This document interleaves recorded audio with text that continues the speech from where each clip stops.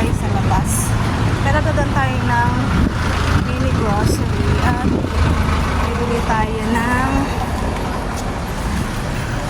ice cream guys para sa bagong nagpabunot ng ngipin para matanggal ang pag-ano ng kanyang blood.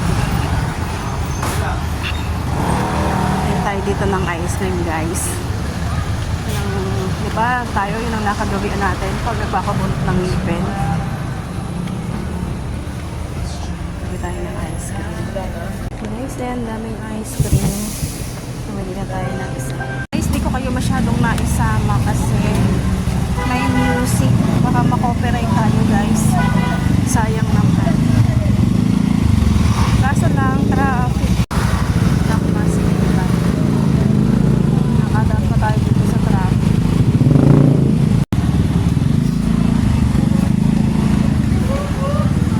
Ayan, ayan na guys. Tayo ay pauwi na. Nabili na tayo ng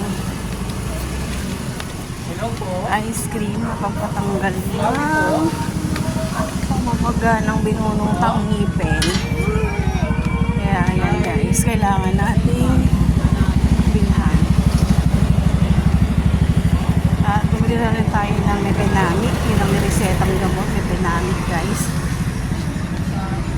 Mayroon kaya guys ng masakit ang ngipin. Naranasan ko na yan guys.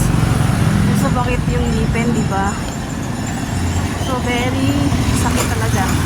Sumakit na lahat, wag lang ang ngipin guys, diba? Guys, pagdating ko sa bahay, papakita ko sa inyo yung binili ko. Simpleng ice cream lang, yung mapatanggal lang yung pagado sa binunot ng ngipin. Di ba guys, gano'n naman tayo. Yan ay ating matandang paniniwala na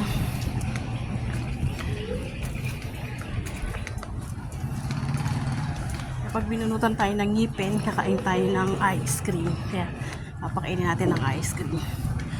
Para mawala yung pamamaga, guys. And guys, balikan ko kayo pag nasa bahay na ako.